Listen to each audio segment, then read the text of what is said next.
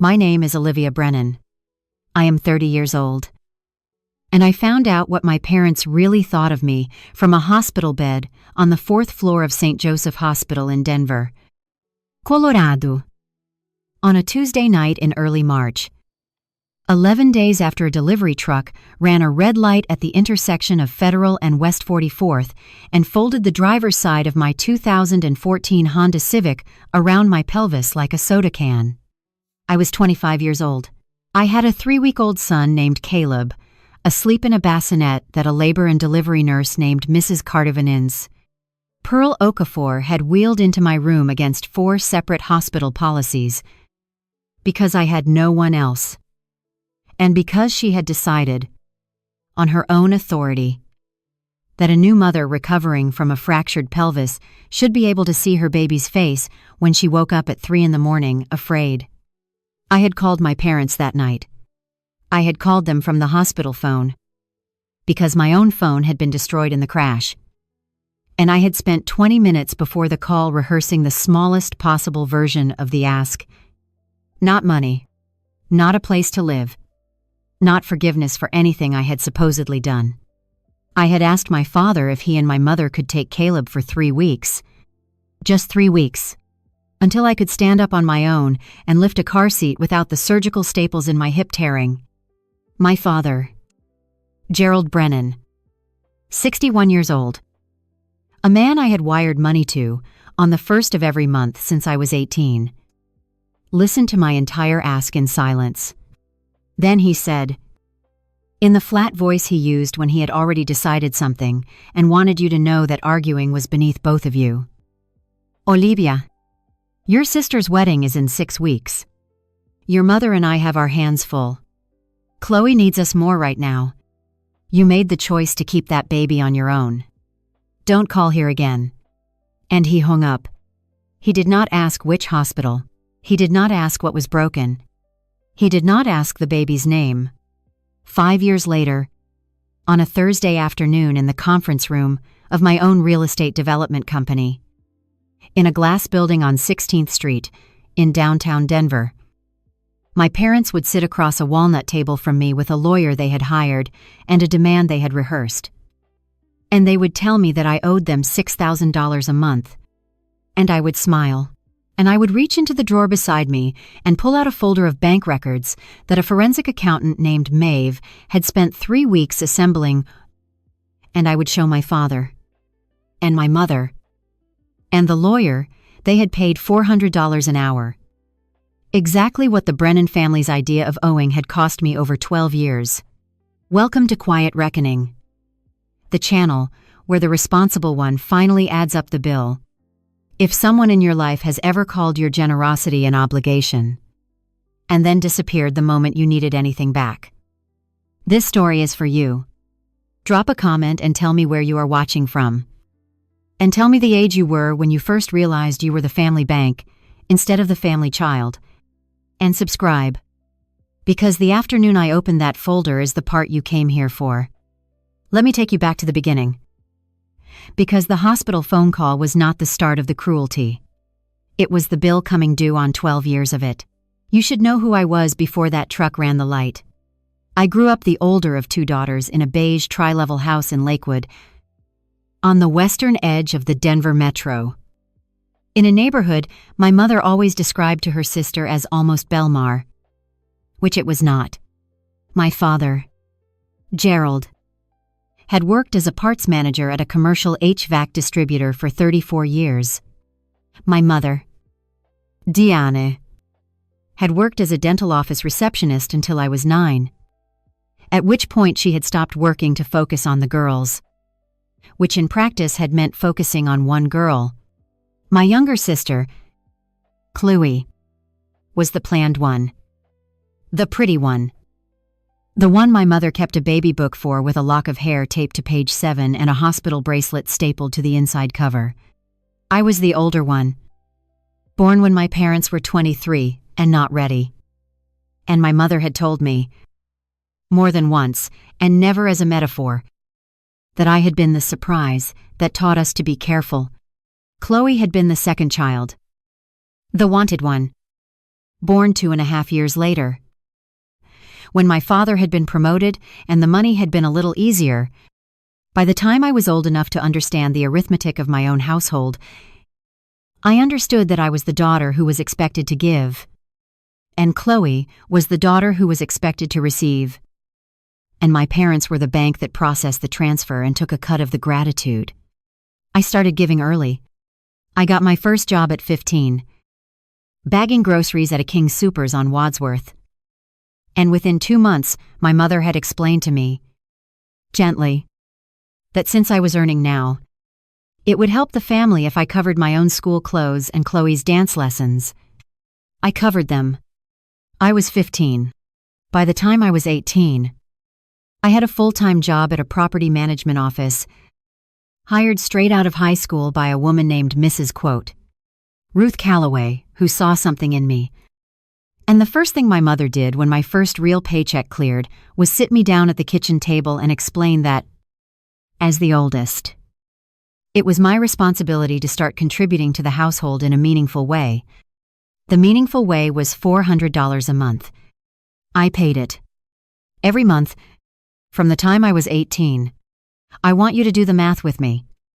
Because the math is the whole story. And the math is the thing my father never thought I would write down. $400 a month. From 18 to 20. While I lived at home. Then, when I moved into my own apartment at 20, the number did not go down. It went up. My mother explained that now that I was doing so well, the family needed $700 a month.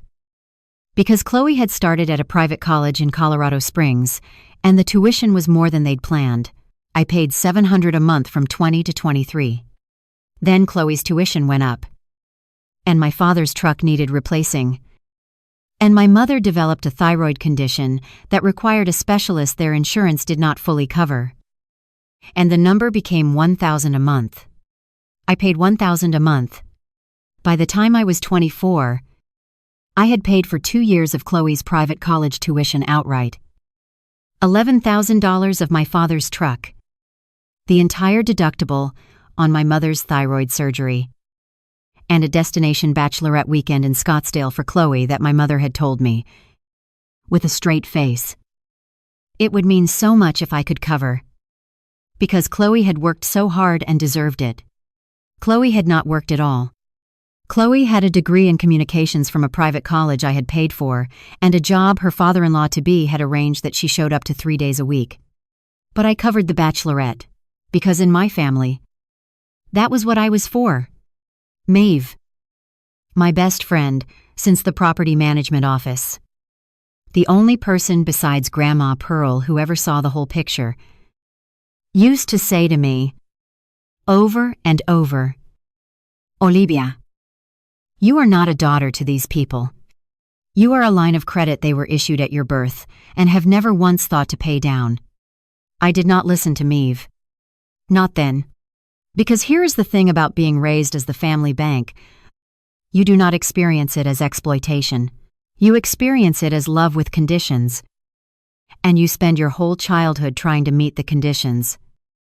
Because meeting them is the only time the people you love look at you with anything like approval. I met the conditions for 12 years. And then I needed something back. Exactly once. And the bank closed. I met Trent at 23. He was charming and unreliable. And I will not spend much of this story on him. Because he does not deserve it. He moved in with me at 24. He left when I was 4 months pregnant. In the spring of the year, I turned 25. The morning after I told him the baby was a boy, he emptied our shared savings account on his way out about $6,000. Most of it mine, and I have not heard from him since. And Caleb has never met him. And that is the last sentence Trent gets. I was a single mother before my son was even born. I told my parents I was pregnant in the 7th month. Because I had been afraid of what they would say. And I had been right to be afraid. My mother's first question was not, "Are you all right?" It was, "What is this going to do to Chloe's wedding? You cannot be visibly pregnant and unmarried in the photographs."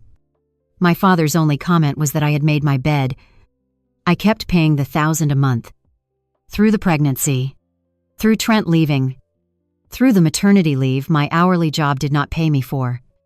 I kept paying it. Because stopping felt like admitting something I was not ready to admit, which was that the people I had been paying for 12 years would not have crossed the street to hand me a glass of water. Caleb was born on a Wednesday in February. 3 weeks early. 6 pounds, 1 ounce. At St. Joseph Hospital in Denver. He was perfect. My mother did not come to the hospital. She texted, on the day he was born, a single message. Congratulations. Hope he's healthy. Chloe's final dress fitting is Saturday. Fingers crossed, my father did not text at all. Grandma Pearl came. Grandma Pearl was my father's mother. 82 years old that winter. A retired postal worker who lived in a small condominium in Wheat Ridge and who had been for my entire life. The one Brennan who looked at me like I was a child and not an account. Grandma Pearl took 2 buses to the hospital the day Caleb was born. Sat in the chair beside my bed for 4 hours. Held my son. And told me, very quietly, Olivia, honey, you have done a hard thing well. Don't you let anybody in this family tell you different, especially not the ones who share my last name. She had pressed $40 into my hand when she left. Folded small. The way people who have never had much money give money. And she had said, for diapers, don't argue with your grandmother. I had not argued with my grandmother. Caleb was 3 weeks old when the truck ran the red light. It was a Tuesday. Late afternoon. Raining the cold March rain that turns to ice on Denver streets after dark. I had Caleb in the back. In the car seat. And we were driving home from his first pediatrician appointment. A commercial delivery truck, whose driver would later be cited for running the light at 12 miles over the limit, came through the intersection of Federal and West 44th and hit the driver's side of my Civic at 31 miles per hour. I do not remember the impact. I remember the sound of Caleb crying, which is how I knew, before I knew anything else, that he was alive. He was fine. The car seat did exactly what car seats are built to do. I was not fine. I had a fractured pelvis, a fractured left femur, 3 broken ribs, and a lacerated spleen. I was in surgery for 4 hours that night. I was in the hospital for 11 days. And on the 4th night, when I was finally clear enough of the anesthesia and the pain medication to think, I picked up the hospital phone, and I called the only people I thought a person was supposed to be able to call. I did not ask for money. I want to be very clear about that, because my father would later tell relatives a version of this night in which I had called begging for a handout. I did not ask for money. I had money. I had been the one with money for 12 years. I asked my father if he and my mother could take Caleb for 3 weeks, just until I could lift him. I had a friend, Maeve, who could help on weekends. But Maeve worked full-time and could not take a newborn for 3 weeks. And Grandma Pearl, at 82, could not safely care for an infant around the clock. And there was no one else. There was no one else, because for 12 years, there had been no one else. Because I had been so busy being everyone's support that I had never built any of my own support. My father listened to the whole ask, and then he said the sentence, "Your sister needs us more right now. You made the choice to keep that baby on your own. Don't call here again." And he hung up. I held the dead hospital phone against my ear for a long time. I did not cry. Everyone expects the woman in the hospital bed with the fractured pelvis and the 3-week-old and the dead phone to fall apart. I did not. I felt something colder and clearer than grief, which was the feeling of a number finally resolving. 12 years. Approximately $140,000 by my rough count. Lying there in the dark. Though Maeve would later assemble the real figure and it would be higher, 12 years and $140,000. And the first time I had ever asked for anything back, not money, just 3 weeks of grandparent time for a newborn, the answer had been, "Don't call here again." I set the phone down, and then the door of my hospital room opened. And Mrs. Mason, Pearl Okafor, the night nurse, wheeled in a bassinet with my sleeping son in it, against 4 hospital policies. And she said, "I thought you might want to see his face when you woke up scared. New mamas should not wake up scared alone."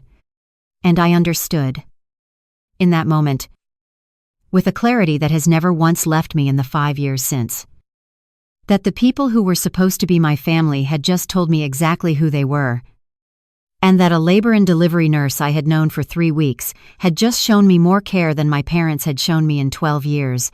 I looked at Caleb's face in the dim light. I made him a promise that night. The only promise that has ever mattered to me.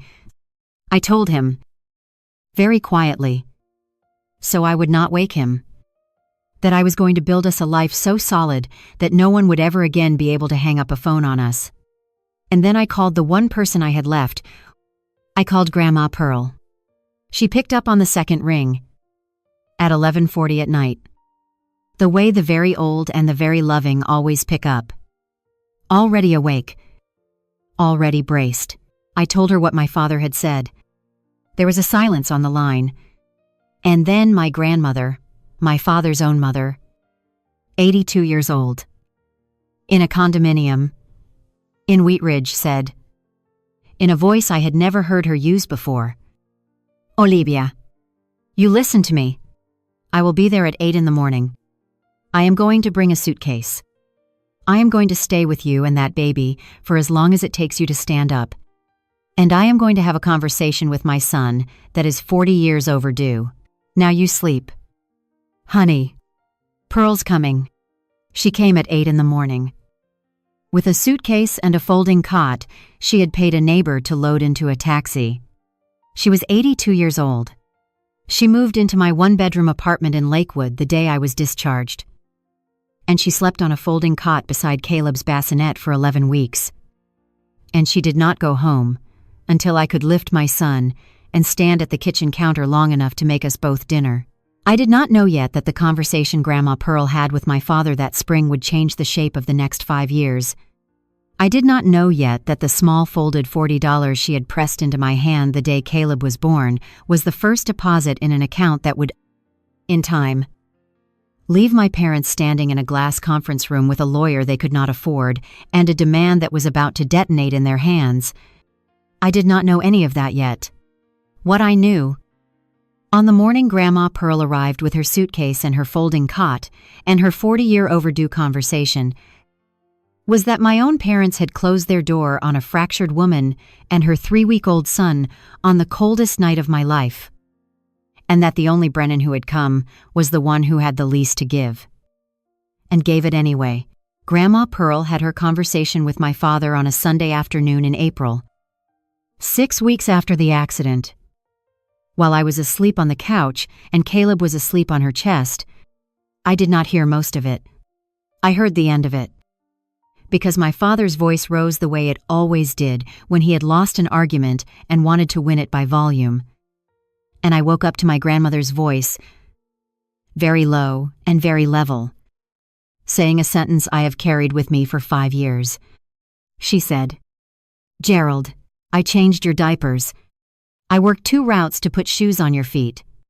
And I am telling you, as your mother, and as a woman who does not have many years left to be wrong about her own son, if you do not fix this, you are going to spend the end of your life as a man whose own mother was ashamed of him.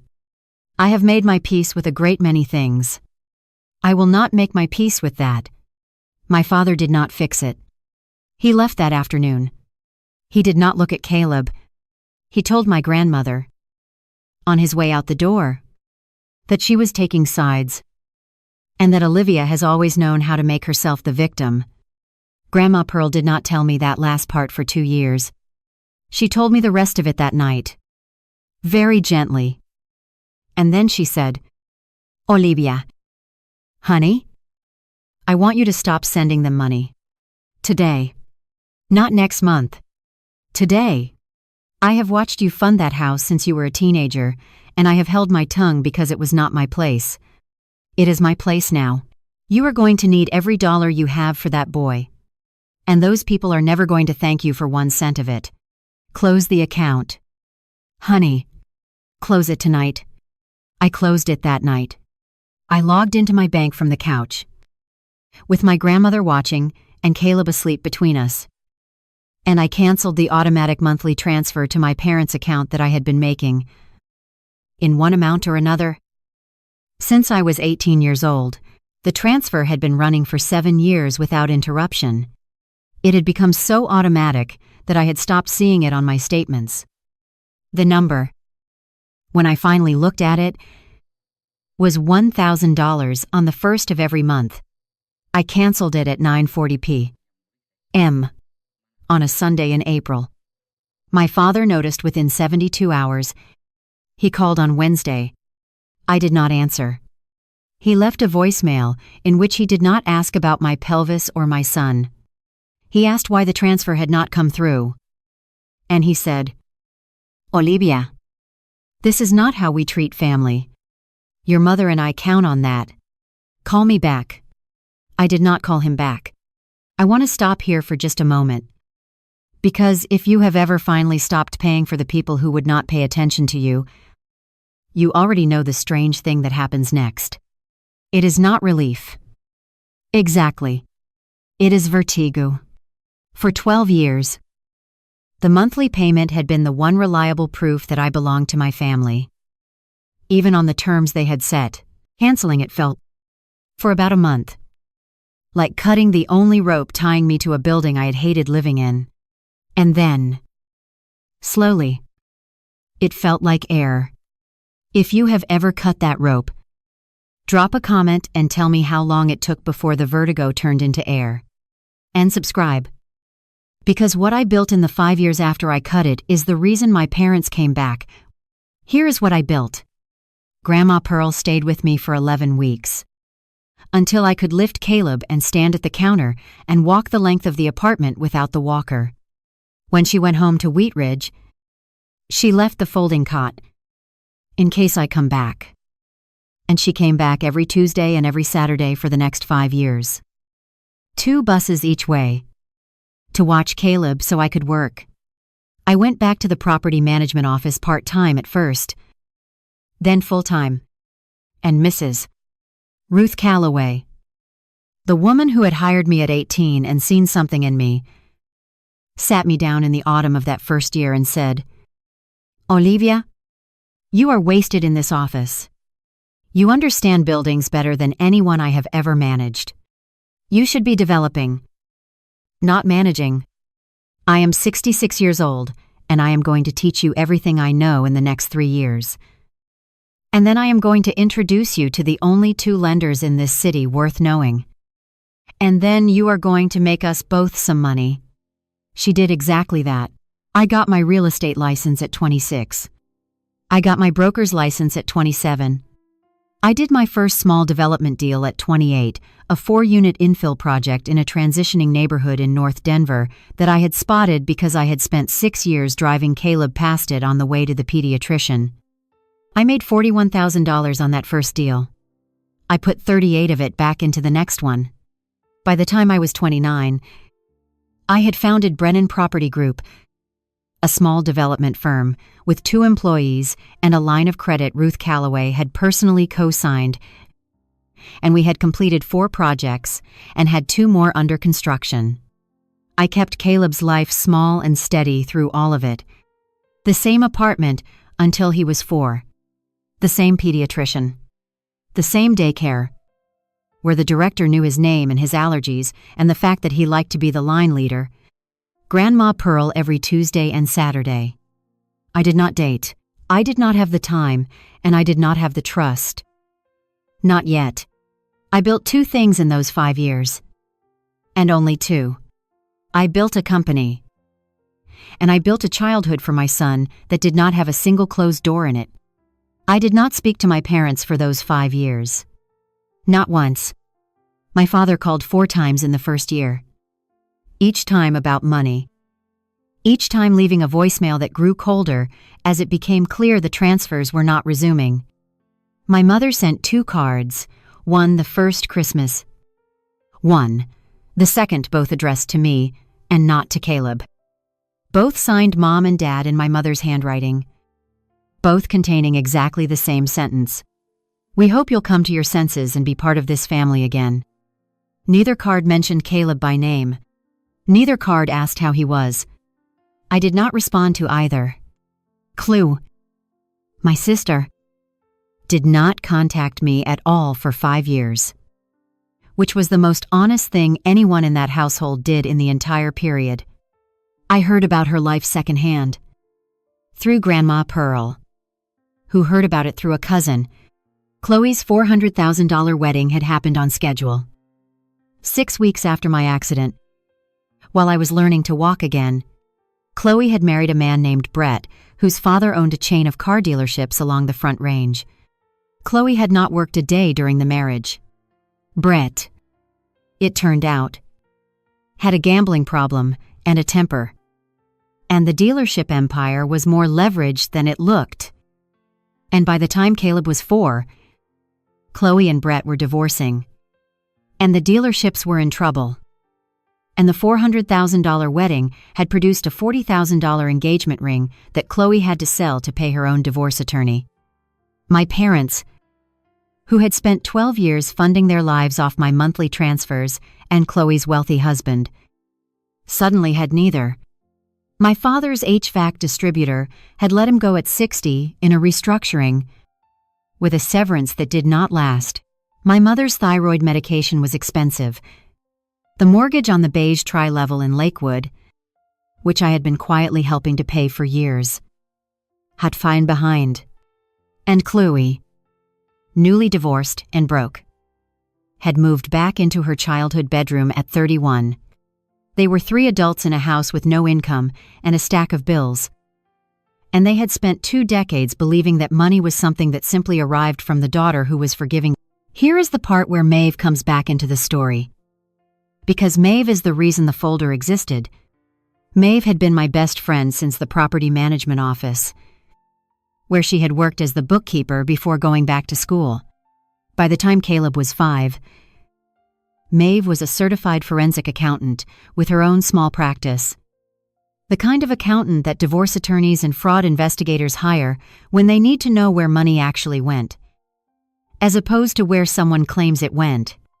Maeve had been telling me for 5 years that I should let her pull the full history of what I had paid my family. I had not wanted to. It had felt like picking at a wound that was finally closing. But in the spring of the year, Caleb turned 5. Something happened that changed my mind. My father called. Not a voicemail this time. He called. And Grandma Pearl was at my apartment. And she saw the name on the screen. And she told me to answer it on speaker, because she wanted to hear. I answered. My father's voice was different than I remembered. Older, and underneath the age. Something I had never heard from him before, which was need.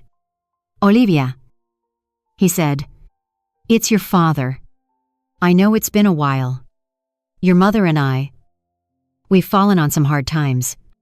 The company let me go. Your sister's back home. She's going through a divorce.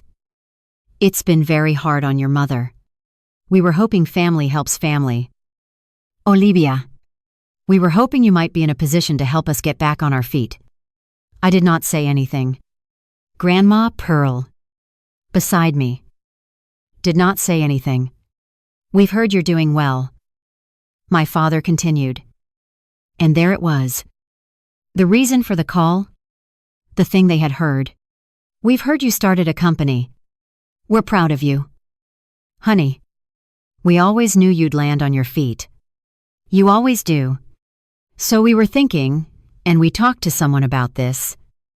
To make it fair, we were thinking $6,000 a month would help us stabilize. It's not so much. For someone doing as well as you are, and it's what family does. $6,000 a month. They had a number. They had talked to someone to make it fair. I learned later who the someone was. The someone was a lawyer. My father had spent $400 of money he did not have to consult a lawyer about whether Colorado's filial responsibility statute, a law on the books in 26 states that can, in narrow circumstances, require adult children to provide for indigent parents, could be used to compel me to pay them. The lawyer had told him the statute was rarely enforced and the case was weak. My father had decided to try it anyway. Because my father had spent 30 years believing that the volume of a demand mattered more than the merit of it. I said, into the phone, very calmly, "Dad, let me think about it. Can you and Mom come to my office on Thursday, 2 o'clock? I'd like to talk about it in person." My father's voice brightened with a speed that told me everything about what the last 5 years had done to his certainty. "Of course. Honey, of course. Thursday at 2. We'll be there. Thank you. Olivia, I knew family would come through." He gave me an address to confirm, and I gave him the address of my building on 16th Street. And I could hear, in the background, my mother saying something. And I could hear my father cover the phone and say to her, "She's going to help. I told you she would.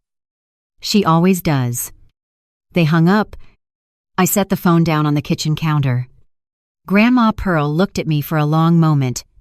Then she said, "Olivia, what are you doing? You are not going to give those people $6,000 a month." I said, "No, Grandma, I'm not." And then I called Maeve. Maeve picked up on the first ring.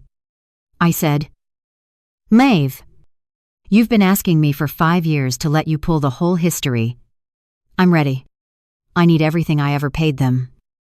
Going back to when I was 18. Every transfer. Every check. Every tuition payment. Every credit card charge I ever covered for that family. And I need something else. I need you to pull what happened to 2 specific accounts in the spring 5 years ago. The joint savings account my parents and I opened when I was 22. The one I forgot existed. And I need you to trace what happened to the auto insurance settlement from my accident, the personal injury portion. The $50,000. It went to an account I gave my mother access to when I was in the hospital and could not handle my own banking. I never saw where it went. I need to know." There was a pause. Then Maeve said, in the careful voice of a forensic accountant who has just been handed exactly the assignment she was born for, "Olivia, how long do I have? They're coming Thursday." "So, 3 days." Maeve laughed. Low and delighted. The laugh of a woman who has been waiting 5 years to be unleashed. 3 days is plenty. She said, "Olivia, I have been wanting to do this since you were 25. Give me until Wednesday night. I'm going to build you a folder, and I'm going to bring a pivot table that is going to make your father wish he had never learned the word family. I want to be honest with you about what I was feeling in those 3 days. Because it was not triumph. Not yet. It was something quieter and more careful. For 5 years, I had built a life by not looking back at the house in Lakewood. I had kept Caleb's world small and warm precisely by refusing to let the people who had closed their door on us anywhere near it. And now I had invited them, voluntarily, into the one room I had built entirely on my own, the conference room of my own company, with my own name on the building directory, in a city where I had become someone Mrs. Ruth Calloway was proud of. I was not bringing them there to scream at them. I had done my screaming. Silently. In a hospital bill. With a dead phone against my ear. 5 years before, I was bringing them there to do the one thing my family had never once done in my entire life. I was bringing them there to show them the math. Maeve sent me the folder on Wednesday night at 11 p.m. with a text that said only, "Sit down before you open it. It's worse than you think. Pages 6 and 7 are going to make you angry. Page 9 is going to make your father a felon if you want him to be. I love you. Good night." I sat down. I opened it. And on Thursday at 2 o'clock, My parents walked into my conference room with a lawyer they had hired and a demand they had rehearsed. And they had no idea that the daughter they had spent 12 years treating as a line of credit had spent the last 3 days with the best forensic accountant in Denver. Finally reading the account back to them, my parents arrived at my office on 16th Street at 1:52 p.m. on Thursday, 8 minutes early, which told me they were nervous, because my father had never once in his life been early to anything he did not want from someone. My assistant, a young woman named Priya, walked them back to the conference room. I watched them come down the glass hallway from my office door.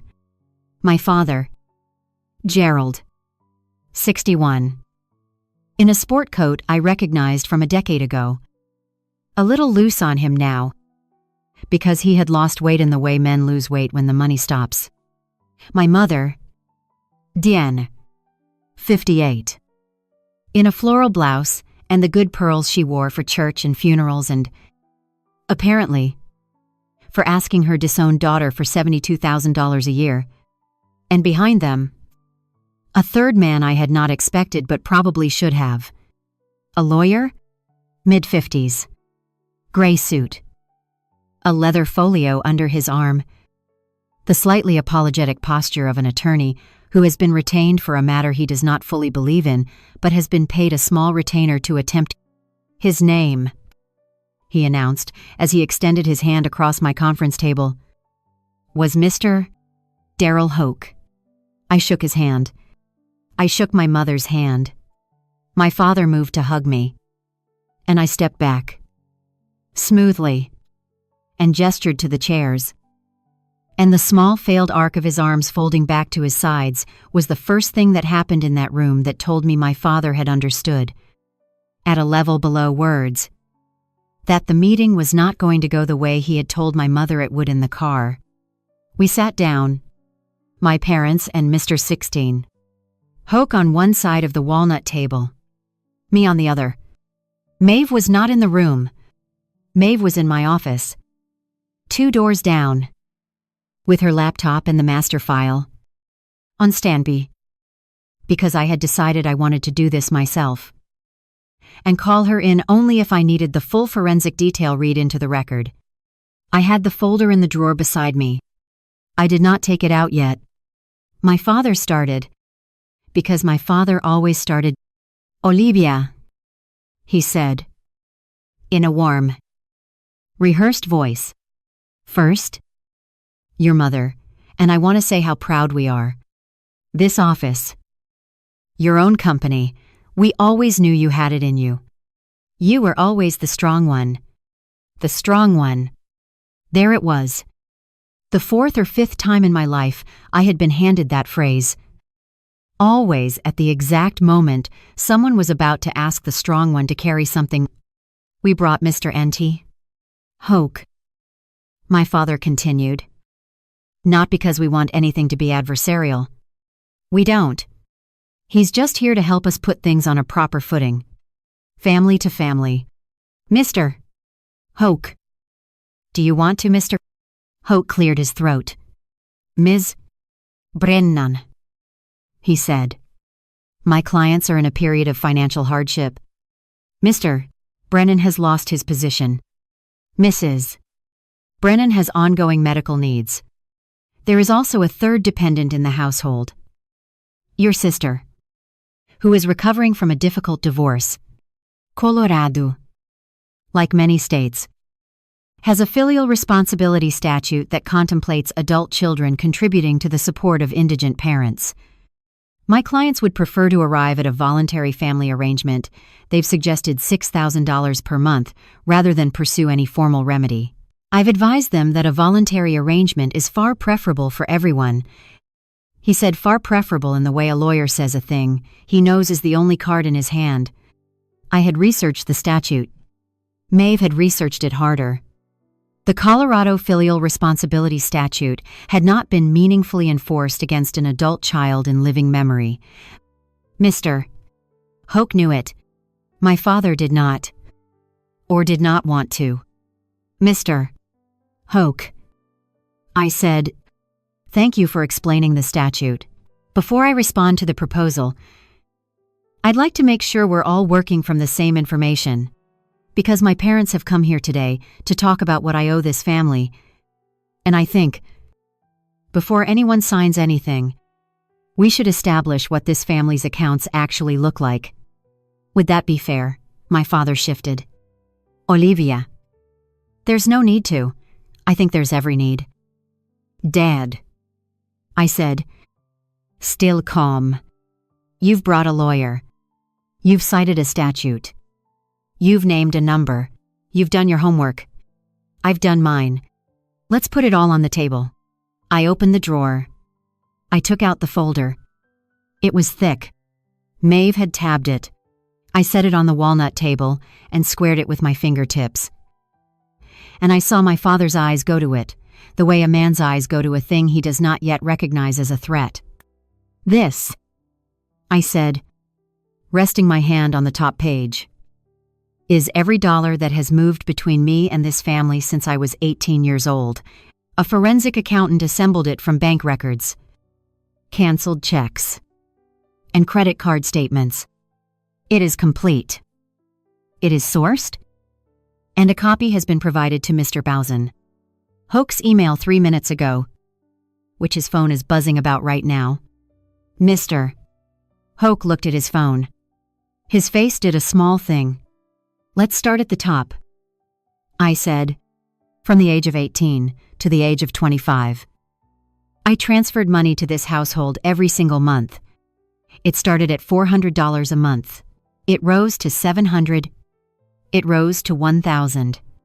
Over those 7 years, the documented total of direct monthly transfers is $101,400. My mother's hand moved to the pearls at her throat. "That's just the monthly transfers." I said, "It does not include the line items. So let's do the line items. Chloe's private college tuition. The portions I paid directly to the school, $38,000. Dad's truck, in 2017, $11,000. Mom's thyroid surgery deductible, $9,400. Chloe's bachelorette weekend in Scottsdale, $6,200. The mortgage payments I made directly to your lender in the 2 years I was helping with the house, $30,000. Avon. There are smaller items, the dental work, the car repairs. The Christmas, I put the whole family's gifts on my card. But just the items over $5,000, added to the monthly transfers, come to $206,000, $216,000 if you include the smaller charges, which are itemized on pages 4 and 5. The conference room was very quiet. Mr. Hoke had stopped looking at his phone and started looking at my father. So before we discuss what I owe this family, I said, "I want the number on the table. Between the ages of 18 and 25, I gave this household $216,000. I was not wealthy during those years. I was a property management employee, making a modest salary. I gave you $216,000 out of that salary because I was raised to believe it was my responsibility. And because every time I gave it, somebody in this family looked at me with something I mistook for love." My father found his voice. "Olivia, that money was family's share. We sacrificed for you too. We raised you. We're going to get to what happened the night I asked you to share something back. Dad," I said. "But first, page 6. I turned to the tab. Page 6 is the joint savings account. You may not remember it. I had almost forgotten it. When I was 22, Mom suggested we open a joint savings account for the family's emergencies, and that I should fund it, and that she and Dad would be on it as signatories, just in case something happened to me. I funded that account for 3 years. By the spring 5 years ago, the month of my accident, that account held $43,200. All of it deposited by me. I looked at my mother. On the night I was in surgery at St. Joseph, Mom, you were a signatory on that account. And the records show that 11 days after my accident, the day after Dad told me on the phone not to call again, that account was emptied. $43,200. Transferred out in a single wire. On a Wednesday morning, while I was in a hospital bed learning to sit up, the receiving account, per the records, was your personal checking account. Mom? My mother's face had gone the color of the walls Vivian Pearson would have called Charleston ivory. Olivia, that money was your father and I were under so much stress with the wedding. And we intended to. Page 7. I said, the personal injury settlement. When I was in the hospital and could not manage my own banking, I gave you access to a temporary account. Mom. So you could deposit the insurance checks that were coming in for me. The property damage check for the car, $11,000, was deposited and stayed put.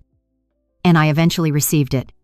But the personal injury settlement, the $50,000 the trucking company's insurer paid out for my fractured pelvis, my fractured femur, my broken ribs, and my lacerated spleen was deposited into that account on a Friday and transferred out the following Monday. $50,000. The records on page 7 show it went to a vendor. Specifically, it went to Whitfield Bridal and Events of Cherry Creek, in 2 payments. As the final balance on Chloe's wedding, I let that sit. You paid for the back half of my sister's $400,000 wedding, I said.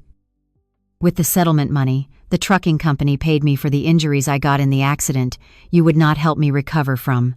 While I was in the hospital, while you were telling me not to call again, my father opened his mouth.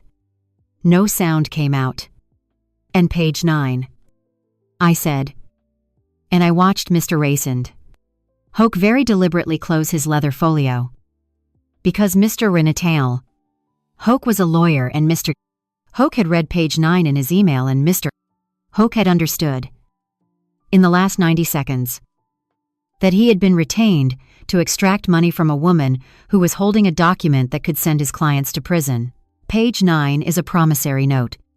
In the second year of Chloe's marriage, when Brett's finances were already shaky, Chloe came to me the one time, in 5 years any of you contacted me and asked to borrow $40,000. I was building my company. I did not have $40,000 to give Taining's teen game.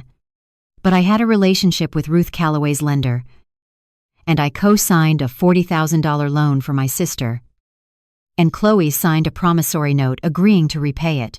She has never made a single payment. The loan is in my name. I have been paying it for 3 years. The note, with Chloe's signature, is page 9. It is enforceable. The interest and principal now total $46,000. I closed the folder. So, I said, and I folded my hands on top of it. And I looked across the walnut table at my father, and my mother, and the lawyer they could not afford. Let's talk about what I owe this family. By the family's accounting, I owe you $6,000 a month. By my accounting, which is sourced, documented, and now sitting in Mr. Hoke's inbox, this family has taken from me $216,000 in monthly support and line items, $43,000 in drained savings, $50,000 in stolen settlement money, and $46,000 in an unpaid loan. That is a total of $355,000. And the most recent $93,000 of it, the savings and the settlement, was taken while I was in a hospital bed. In the same 11 days you decided I was not worth a phone call. And then I did the thing I had driven home from the hospital 5 years before promising myself I would one day be able to do. I smiled. Not cruelly. Just honestly. The smile of a woman who has finally finished a very long calculation and arrived at a number that balances. You asked me what family does. Dad. I said. You said it on the phone. Family helps family. So here is my counter-proposal. And it is the only one I am going to make. I am not going to give you $6,000 a month. I am not going to give you $6 a month. What I am going to do is forgive the $355,000 this family owes me, the savings, the settlement, the loan, all of it, and in exchange, I am going to never hear from any of you again. That is the deal. You keep what you stole. I keep my son, my company, and the rest of my life, and the account between us, which has been open and unbalanced since I was 18 years old, is finally, permanently closed. My mother started to cry. Real tears. This time, though I had learned long ago that my mother's tears were a weather system and not a confession. Olivia, please. We're your parents. You can't just we're family. After everything is exactly right. Mom, I said. Mr. Hoke stood up. He buttoned his gray jacket. He said, quietly, to my father, Mr. Brennan, I need to speak with you and your wife outside. Now, and I need to advise you that I can no longer represent you in any attempt to collect funds from your daughter, and that you should be very, very grateful for the offer she has just made you, which is more generous than anything a court would order, and considerably more generous than what the documents on page 7 and page 9 would support if your daughter chose to pursue them, which I would strongly advise her not to discuss with you any further without her own counsel present. He looked at me. Ms. Brennan, for what it's worth, I'm sorry. I was not given the full picture. I told him I knew he hadn't been. He left. My father stood up. For a moment, the old fury rose in his face. The volume he had used my whole life to win arguments he was losing on merit. You think you're better than us? He said. You always did.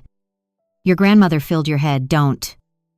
I said, just the one word. And something in the way I said it, the calm of a woman who has the promissory note on page 9 and the wire transfer on page 6, and absolutely nothing left to prove, stopped him. My father closed his mouth. My mother gathered her purse and her pearls and her weather system tears, and the two of them walked out of my conference room, down the glass hallway, past the directory with my name on it, and out of my life. With the $355,000 they had taken, and the $6,000 a month they had not gotten, and the dawning understanding, which I could see settle over my father's shoulders as he reached the elevator, that the daughter they had treated as a line of credit had just closed the account and kept the collateral. Here is how it settled, because I know you want to know. Maeve came into the conference room about 4 minutes after they left, with 2 coffees, and she set one in front of me and sat down and said, well, and I said, it's done. And Maeve said, audit me any time, sister, which is what she had said to me every January for 5 years when she sent me a copy of her own clean books as a joke. And we both laughed, and then I cried for about 10 minutes. And Maeve let me. The way Grandma Pearl had let me cry on day 11 of the hospital 5 years before. I did not pursue the criminal charges that page 7 and page 9 would have supported. Maeve thought I should. Grandma Pearl thought I should not. And Grandma Pearl was 87 by then and had earned the right to be the one I listened to.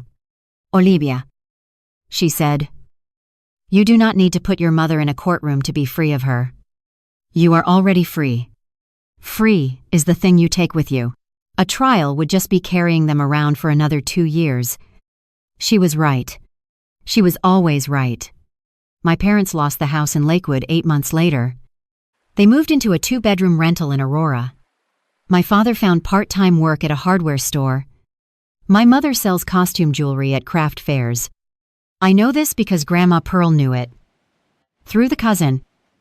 And Grandma Pearl told me the way you tell someone whether in a city they no longer live in.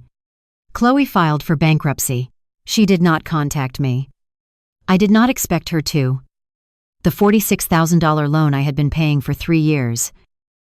I finished paying off myself, and I framed the final payment confirmation and hung it in my office, next to the framed confirmation of my first development deal, because both of them were things I had built out of being underestimated.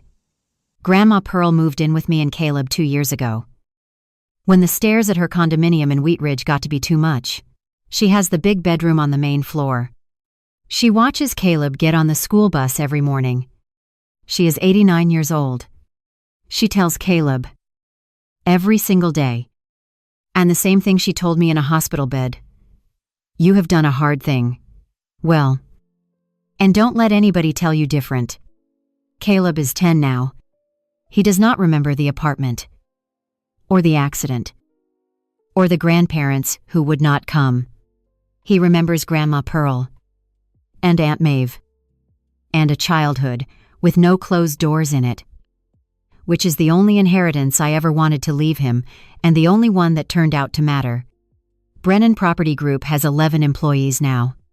Ruth Calloway, who co-signed my first line of credit, sits on my board. The other day, Caleb asked me what I do at work, and I told him I build places for people to live. And he thought about it, and he said, "Like how you built our place to live." And I had to step into the hallway for a minute. If there is one thing I learned from a hospital bed with a dead phone against my ear, a grandmother who took 2 buses with a suitcase, 5 years of building a life one careful brick at a time, and a folder, a forensic accountant assembled in 3 days, it is this: the people who call your generosity an obligation are not describing you, they are describing themselves, and the day you finally write down the number, the real number, the whole number, sourced and tabbed and undeniable, is the day you discover that you were never the one who owed a debt. You were the one who had been quietly paying everyone else's. That is my story. Accident. A dead phone. A drained account. A stolen settlement. And a folder that finally balanced the books. If this reminded you of someone who has always treated your help as their due, take that as your sign. Do not wait for the hospital bed. Do not wait for the demand. Do not wait for the lawyer in the gray suit. Write down the number, add it up, look at it, and then decide, with your eyes open, what you actually owe and what you have already overpaid. Drop a comment and tell me where you are watching from. And tell me the name of the person who took 2 buses with a suitcase when everyone else hung up the phone. I read every one. From a house in Denver with a big bedroom on the main floor for an 89-year-old woman who is the strongest person I have ever known, and a 10-year-old who does not remember the closed doors. I am Olivia Brennan. And the only thing I ever needed, in the end, was the grandmother who picked up the phone on the second ring at 11:40 at night. Already awake. Already braced. And said 4 words that no one in that family had ever said to me before. Pearl's coming. You sleep. A building does not become stable because someone wishes it to stand. It stands because every beam is counted. Every load is measured. And every weak point is finally named. For years, I let my family build their comfort on top of me without ever asking how much weight I was carrying. A transfer here. A tuition payment there. A settlement check I never saw again. Each one became another brick in a house where I was not welcome when I needed shelter. That folder was not revenge. It was the inspection report my life had been waiting for. It showed me that love without records can be rewritten by the people who benefit from your silence. It showed me that helping once does not mean owing forever, and that a parent's title does not turn theft into sacrifice. I did not become cruel when I closed the account. I became honest. And honesty, like a good foundation. It may feel hard at first, but it is the only thing strong enough to build a safe life on. Screenwriter Nguyen Van Chien.